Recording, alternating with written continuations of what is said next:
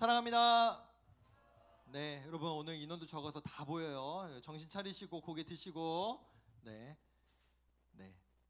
고개 드시고 고개 들라고 하는데 아직도 정신을 못 차리는 이제 아주 해롱해롱거리는 친구들이 너무 많은데, 네, 정신 차리세요. 네, 우리가 계속해서 사도행전 말씀을 받고 있습니다. 이 사도행전은 교회가 예수님을 믿는 사람들이 그리고 그 교회가 점점 성장하는 과정을 또 점점 확장되는 과정을 그리고 있는 것이 바로 이 사도행전이라고 하는 성경입니다. 그런데 그 확장의 순서가 있을 거 아니에요. 어디부터 어디까지. 이걸 예수님께서 이미 이 복음이 선포되기 전에, 이 복음이 확장되기 전에 이미 정해주셨는데 우리가 매주 보고 있는 사도행전 1장 8절의 말씀입니다. 우리 다시 한번 1장 8절의 말씀을 보겠습니다. 오직 성령이 너에게 임하시면 너희가 권능을 받고, 우리가 지난주에는 저 권능에 집중해서 말씀을 좀 받았는데 어디부터? 예루살렘, 유대인들의 수도죠. 예루살렘과 온 유대. 이 온 유대라는 것은 이스라엘 전체를 의미를 합니다. 그런데 그 중에서 우리가 지난주에 사마리아의 복음이 전해지는 그 과정까지 우리가 우리가 지난주까지 봤죠. 그 다음 이제 순서가 예루살렘, 온 유대, 사마리아. 그 다음 순서가 어디입니까? 땅끝까지 이르러 내 증인이 되리라 하시니라. 이건 예수님께서 이미 사도행전 1장에서 제자들, 사도들에게 또 예수님을 믿는 자들에게 이미 선포하신 말씀이었어요. 나에 대해서, 나로 인하여 구원받을 수 있는 이 믿음이, 이 복음이 퍼져나가게 될 것인데 이 순서가 바로 예루살렘과 온 유대와 사마리아 그리고 땅끝의 순서로 이 복음이 퍼져나가게 될 거다라고 이미 예수님은 선포하신 거예요. 정하셨어요. 이렇게 갈 거야 라고 이미 말씀을 하셨죠. 이제 땅끝으로 가야 됩니다. 이 땅끝이 의미하는 것은 지금까지는 예루살렘, 온 유대, 사마리아. 사실은 사마리아인들도 원래 유대인들이었죠. 히브리인들이었습니다. 그런데 제가 지난주에 말씀드렸던 것처럼 이들이 배교를 하고 이들이 다른 민족들과 이제 혼인을 하고 아이를 낳으면서 너희는 더럽다라고 취급받는, 사실은 히브리 민족, 같은 히브리 민족이었죠. 그런데 이제는 이 유대인을 넘어서 이방인들. 저기 이제 넘어질 것 같아. 기운내. 그러다가 확 넘어질 것 같아. 걱정돼 죽겠네. 네, 이제는 원래 하나님을 믿는 사람들이 아니라, 원래 하나님을 섬기는 사람들이 아니라 이방인들, 그리스인들 또는 로마인들 또는 그 외 이집트인들, 그 모든 사람들에게 이 복음이 전해져야 된다라고 예수님께서 말씀을 하신 거죠.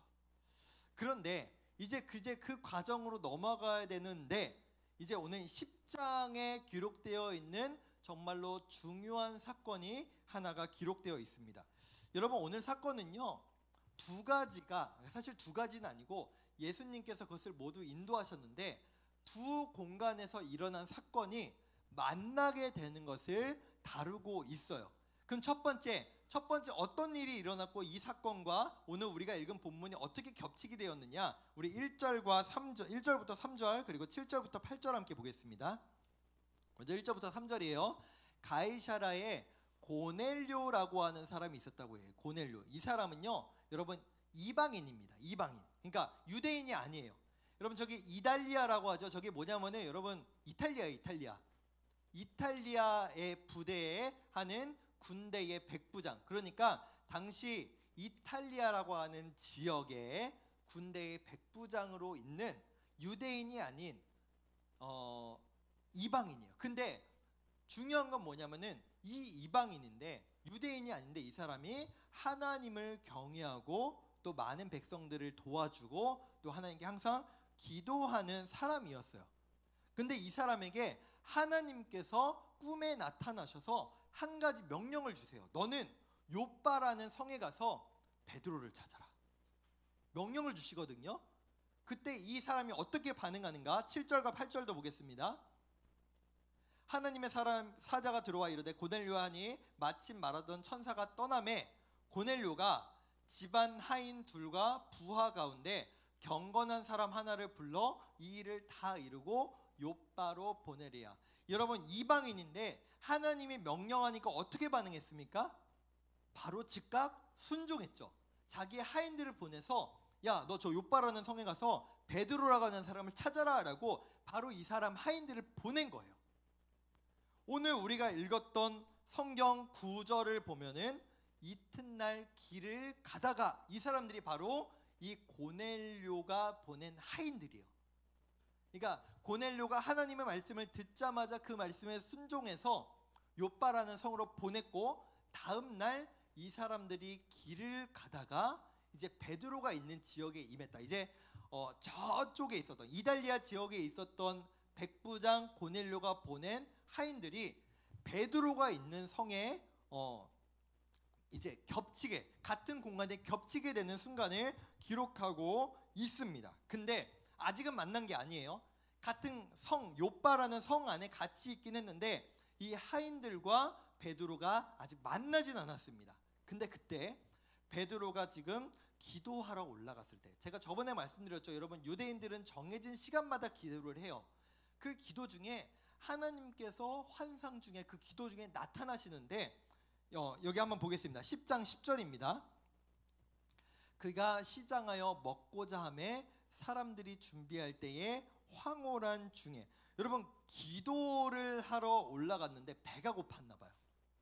배가 고팠나 봐요. 배가 많이 고파요. 여러분, 배고프면은 다들 어떤 친구들은 화를 내기도 하고 성격이 매우 날카로워지기도 하고, 어떤 친구들은 매우 무기력한 상태에 이제 접어들게 되는 여러 가지 반응들이 나오는데, 어쨌든 지금 베드로는 기도하는 중이었지만 배고픈 중, 시장한 상태라고 오늘 성경이 기록되어 있습니다. 근데 하나님께서 이 기도 중에, 배고픈 중에 기도하는 베드로에게 명령을 주시는데 그게 뭐였냐면 간단해요. 하늘에서 바구니가 내려오는데 거기에 많은 짐승들, 동물들이 담겨 있었어요. 근데 하나님께서 그걸 어떻게 하러 가셨죠? 어떻게 하러 가셨죠? 우리 성경 같이 읽었잖아요. 먹어라. 거기 있는 동물들을 먹어라. 여러분, 고기를 주셔요. 고기, 짐승들. 정말 하나님 정말 할렐루야 아닙니까? 고기를 주셔서 고기를 먹게 하신 하나님. 근데 문제는 뭐냐면, 여러분, 유대인들은 먹는 음식이 있고 안 먹는 음식이 있어요. 되게 까다롭습니다. 하나님께서 명령하신 거거든요. 레위기에서 이거는 정결한 이 동물들, 짐승들은 먹고 부정한 짐승들은 먹지 마라 라고 하는 규정을 주셨어요. 그리고 실제로 유대인들은 그것들을 지금까지 지켜오고 현재 유대인들도 그걸 지키죠. 돼지를 먹지 않아요. 돼지는 부정한 짐승이기 때문에 먹지 않습니다. 그뿐만이 아니라 비늘이 없는 바다나 강에 사는 해산물이나 물고기도 먹지 않아요. 뭐 메기도 먹으면 안 되고요. 우리가 좋아하는 뭐 새우나 게도 먹으면 안 돼요. 이게 유대인들이 지키고 있는 음식의 이제 율법이거든요. 근데 베드로가 딱 보니까 이 바구니 안에 들어있는 동물들 중에 율법에서 금지하는 동물들이 있는 거예요. 그러니까 베드로가, 여러분, 어떻게 대답해요? Never. 여러분, 영어 성경에 never라고 이렇게 해요. 영어 성경에 never. 나는 절대 결코 먹을 수 없습니다 라고 대답을 해요. 하나님께. 하나님께서 먹어라 라고 하셨는데, 나는 내가 알고 있는 하나님의 율법에는, 내가 지금까지 익숙한 하나님의 법에는 이거를 먹으면 안 된다고 알고 있기 때문에 아무리 하나님 말씀하셔도 나는 듣지 않겠습니다 라고 거절하고 있는 거예요. 어떻게 보면 베드로의 지금 이 태도가 이상하다, 나쁘다라고 말하기에는 좀 문제가 있다고 얘기할 수도 있을 것 같아요. 왜냐하면은 베드로는 평생을 그렇게 살았던 사람이에요. 여러분, 베드로가 예수님보다 나이가 많았습니다. 학자들이 얘기하기로는 예수님이 이제 33세까지 이 땅에 계셨다라고 얘기하는데, 베드로는 아마 그때에 40살 정도는 되지 않았을까라고 이제 학자들이 얘기를 해요. 그러니까 베드로가 예수님보다 나이가 많으니까 예수님을 꾸짖기도 하고, 예수님 이러면 안 됩니다라고 얘기하기도 하고, 아마 이런 부분도 있었을 것이다라고 학자들이 얘기하는데, 그러니까 제 나이보다도 더 오래 자신이 옳다고 여겼던 신념에 따라 살았던 사람이 베드로인데, 하나님이 이렇게 해라, 너의 신념을 어겨라 라고 하니 나는 그렇게 못하겠습니다 라고 거절한 게 지금 베드로였고, 그게 아마 베드로 자신의 신앙이었을지도 모르겠습니다. 그런데 여러분, 예수님께서는 이미 하나님의 복음을 온 열방 가운데 선포하고 전파할 계획을 이미 세워두셨죠. 여러 가지 증거들이 있는데요, 우리가 지난주에 8장을 봤잖아요. 오늘 우린 10장을 봤어요. 여러분, 9장에 어떤 사건이 있었느냐, 너무너무 중요한 사건이 있었는데, 그게 누구냐면 바로 사도 바울이라고 하는 사람이 등장해요. 여러분, 스데반이라고 하는 사람을 죽이는데 가장 일조했던 사람, 가장 앞장섰던 사람이 이제 바울이라고 이름이 불리기 전 사울이라고 이름 불렸던 바리새인 청년이었습니다. 그런데 예수님께서 가장 예수 믿는 자들을 핍박하고 가장 예수님과 반대편에 있었던 이 사울이라 하고 하는 사람을 예수님이 만나시고 이 사람을 변화시키는 장면이 9장에 나와요. 그리고 여러분이 잘 알다시피 성경에 가장 많은 성경권을 쓴 사람이 바울이죠. 또 가장 이 예루살렘에 그쳐있던 예수님의 복음을 온 유럽에 전파했던 사람이 이 바울이죠. 즉 지금 예수님은 예수님의 가장 반대편에 있는 사람을 변화시키셔서 예수님의 복음을 땅끝까지 전파할 사람을 이미 정해놓으셨어요. 그뿐만이 아니죠. 유대인들뿐만이 아니라 이방인들, 땅끝에 거하는, 하나님과 뭔가 유대인들이 받아들이기 어렵고 상관없다고 생각하는 그 유대인들도 하나님의 복음을 받아들일 준비가 되게 하셨죠. 대표적인 게 지금 누구예요? 고넬료예요. 이 이방인인 고넬료는 예수님의 말씀, 하나님의 말씀을 듣자마자 바로 순종합니다. 베드로를 바로 만나도록 사람을 보내요. 그런데 예수님의 가장 반대편에 있었던 사도 바울도 예수님의 말씀에 순종하고 변화되는 그 놀라운 일을 경험했고, 그뿐만이 아니라 이방인인 고넬료도 하나님의 말씀을 듣자마자 즉각 순종하는 모습을 보이고 있는데, 다시 한번 집중. 예수님의 가장 반대편에 있었던 사람, 예수님을 믿는 사람을 잡아다가 죽이고 감옥에 가뒀던 사도 바울을 예수님이 준비시키시고, 이방인, 유대인이 아닌 이방인이 하나님을 믿고 하나님의 말씀에 바로 순종하는 모습, 그런 준비들을 예수님은 미리 다 해놓으셨는데, 지금 정작 하나님과 예수님의 말씀을 순종하지 않는 사람이 누굴까요? 유대인인 베드로. 안 돼요, 싫습니다, 못합니다 라고 하는 베드로의 모습을 우리는 보고 있죠. 심지어 배가 고파요. 배가 너무 고픕니다. 그 본능까지도 거스를 정도로 내가 옳다, 내가 이게 맞다, 나는 이렇게 할 거다 라고 하는 것을 절대 굽히지 않는 것이 지금 베드로의 모습이었다라는 거죠. 여러분, 여기에서 하나님께서 베드로에게 먹으라라고 하는 이 음식은요, 무엇을 의미하느냐? 바로 이방인들을 의미해요. 유대인들은 이방인들에게 구원이 없다고 생각을 했습니다. 유대인이 아닌 사람들은 하나님 나라 못 가, 천국 못 가 라고 믿었던 게 유대인들의 생각이었어요. 근데 여러분 생각해 보세요. 하나님께서 예수님을 통해서 이미 말씀하셨잖아요. 예루살렘과 온 유대와 사마리아와 땅끝까지 이르러 이 복음이 전해질 것이다 라고 예수님이 이미 말씀을 하셨어요. 몰랐던 게 아니에요. 그럼에도 불구하고 베드로는 여전히 내 마음 가운데 있는 기준과 벽이 너무나 높아서 그것을 허물어뜨리고 그것을 넘어뜨리고 예수님의 말씀에 순종할 수 있는 그 마음이 준비되어 있지 않았다라는 거죠. 그렇다면 이 장벽을 어떻게 하나님께서 허무셨을까요? 우리 함께 읽지 않았지만 44절과 45절의 말씀을 보겠습니다. 베드로가 이 말을 할 때에 성령이 말씀 듣는 모든 사람에게 내려오시니 베드로와 함께 온 할례 받은 신자들이 이방인에게도 성령 부어 주심으로 말미암아 논란이. 아직 바꿔주지 마세요. 지금 여기에 베드로와 함께 온 할례 받은 신자, 여러분 저 사람들 유대인들과 이제 할례 받은 신자들이에요. 저 사람들이 지금 어떻게 놀래요? 왜요? 이방인들에게는 하나님이 임하지 않을 거라고 여전히 생각하고 있었다는 거예요. 저 사람들은 구원 못 받아.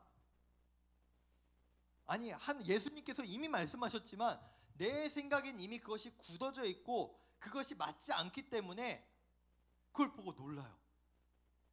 성령은 유대인들에게만 임한 줄 알았는데, 하나님은 유대인들에게만 임하는 줄 알았는데 이방인들에게도 성령이 임하는 것을 보고 놀랐다 라고 하는 것을 기록하고 있습니다. 여러분, 그렇죠. 아까 베드로가 이렇게 얘기합니다. 바구니에 담겨있는 음식을 보고 하나님께서 먹으라고 하셨을 때, 하나님, 나는 속되고 깨끗하지 않은 더러운 것들을 나는 받아들일 수 없습니다. 싫습니다 라고 얘기를 합니다. 그 기준이 누구에게도 적용된다고요? 이방인들도 속됩니다. 이방인들도 더럽습니다. 이방인들도 깨끗하지 않습니다. 그들은 구원받을 수 없습니다 라고 생각했던 게 베드로와 할례 받은 그 유대인들과 그 그리스도인들의 모습이었다라는 것이죠. 그런데 하나님께서 그 마음을 어떻게 변화시키시는가? 베드로가 뭐 노력한 게 없어요. 베드로가 뭐 대단한 일을 한 게 아닙니다. 뭘 보여주시죠? 하나님이, 성령이 이방인들에게도 임하는 걸 보여주시면서 이게 내 뜻이야.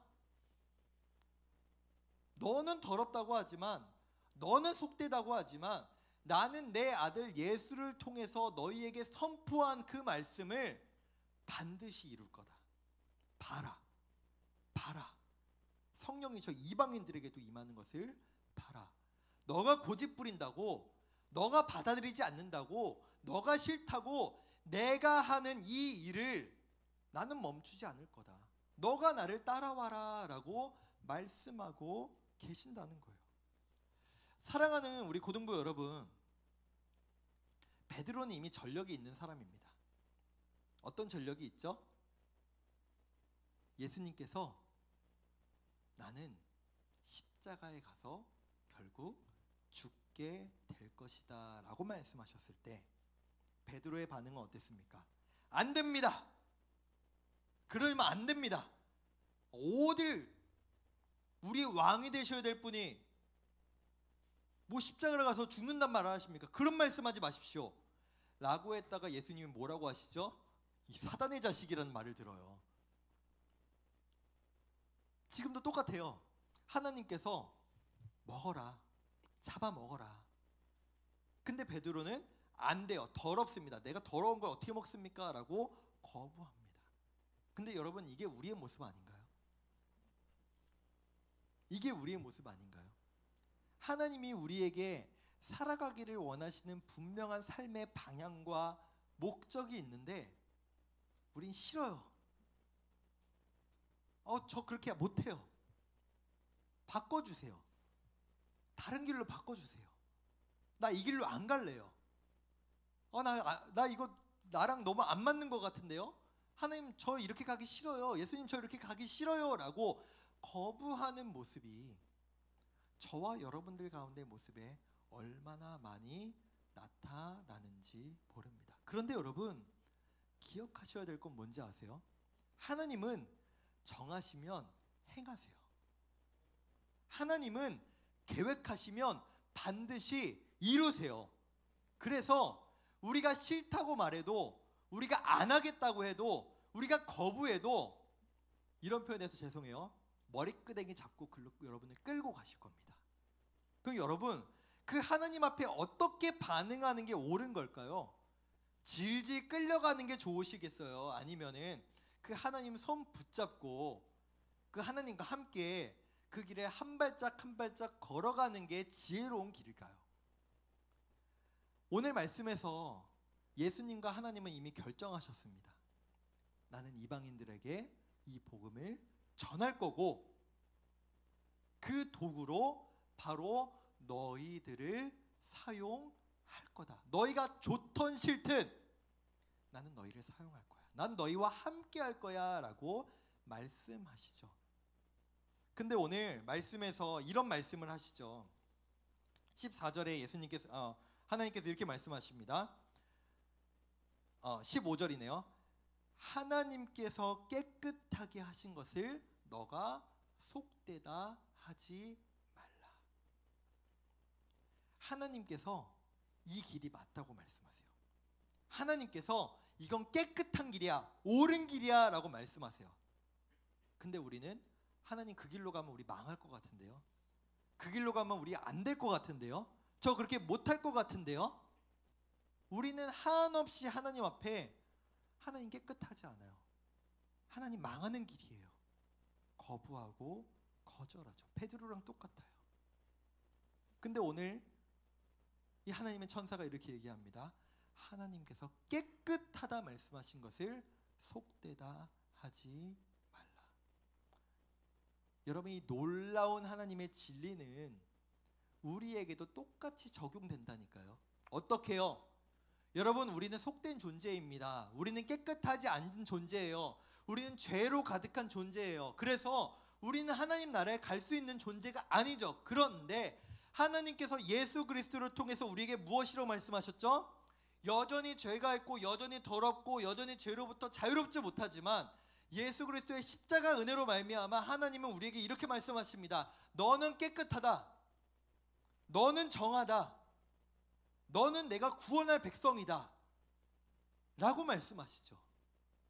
이미 그 은혜를 경험한 우리, 깨끗하지 않은데 하나님이 너는 깨끗해 라고 이미 그 하나님의 도장을 찍힌 받은 우리는 하나님께서 깨끗하다, 이 길로 가라 라고 말씀하시는 그 길을 걸어가야 하지 않겠습니까? 말씀을 맺겠습니다. 사랑하는 고등부 여러분 어떤 인생을 살아가기를 원하십니까? 여러분이 인정하든 인정하지 않든 간에 하나님은 여러분 각자 한 사람 한 사람을 향한 계획과 그 방향을 다 정해 두셨습니다. 그리고 하나님께서는 여러분을 사랑하시기 때문에 여러분을 반드시 그 길로 인도해 가실 것입니다. 여러분, 어리석게 거부하지 마세요. 여러분, 어리석게 그 길을 나는 가지 않겠습니다 그렇게 말하지 마세요. 하나님, 나는 자격이 없지만 하나님이 나를 인도하시는 그 길을 따라 한 발짝 한 발짝 걸어가겠습니다. 또한 그뿐만 아니라 작은 그리스도로, 작은 예수로서 하나님의 그 복음을 들고 우리의 삶 가운데 전하며 그 말씀 따라 살아갈 수 있는 작은 예수로 살아가겠습니다 라고